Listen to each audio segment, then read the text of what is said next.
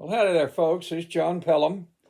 A friend of mine did a devotional the other morning at our men's prayer group, Danny Dwight, and he did it on the topic of aging.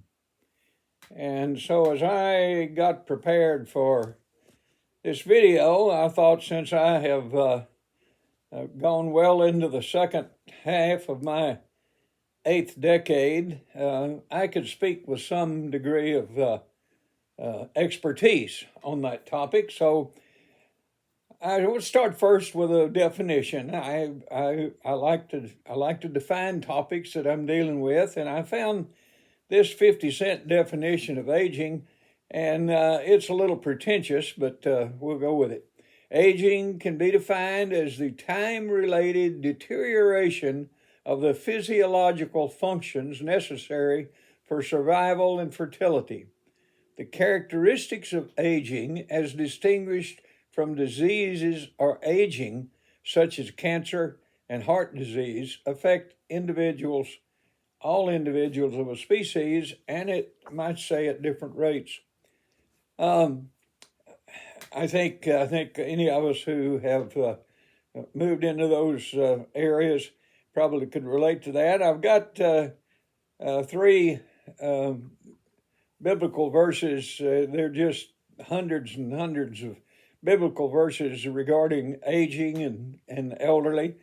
This first one's from Deuteronomy 34, verse 7.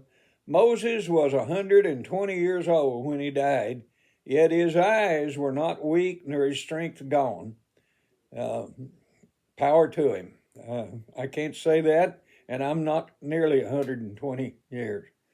Ecclesiastes 7:10.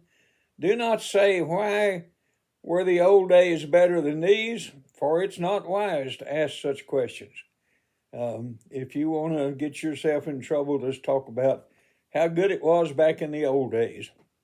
Proverbs 17:6 says, children's children are a crown to the aged, and parents are the pride of their children. We have, as many of you do, we have several grandchildren, and we just think they're the best things that ever was. Frederick Buechner is a very learned scholar, and here's what he had to say. Old age is not, as the saying goes, for sissies. There are some lucky ones who little by little slow down, to be sure, but otherwise go on to the end pretty much as usual. For the majority, however, it's kind of like living in a house that's increasing needs of repair. Plumbing doesn't work right anymore. There are bats in the attic, cracked and dusty. The windows are hard to see through, and there's a lot of creaking and groaning in the bad weather. The exterior could surely use a coat of paint.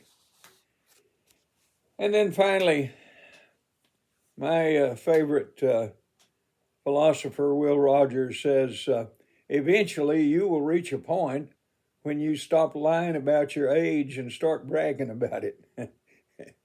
He also said the older we get, the fewer things seem worth waiting in line for. Some people try to turn back their odometers, not me. I want people to know why I look this way. I've traveled a long way, and some of the roads weren't paved. When you are dissatisfied and would like to go back to youth, just remember algebra. And then finally, you know you're getting old when everything either dries up or leaks. I a few years ago wrote a poem that sort of summarizes my thoughts about moving into this age. Thoughts on becoming an octogenarian. Things I used to do, now I don't. Things I say I will, mostly now I won't. Where I once said I can, now it's I can't. I used to say I shall, more often now I shan't. Joints that once worked well, too often now don't. Things that once sprang to mind, sadly now won't. Age has its own way of sneaking up on you. If you're young, just wait. Someday you'll find it true. Your several senses atrophy. Your synapses quit snapping. Days spent going and blowing now seem spent sitting and napping. Been there or getting there, thinking back towards your youth? Having myself arrived, I'll leave you with this simple truth. Looking for new sources of joy? Here's one that's high on my itinerary. Searching and not finding my name in the morning obituary. Folks, whatever age you are, make the best of it, and look forward to your later adult lives, and keep finding something to do. See you next time. Bye-bye.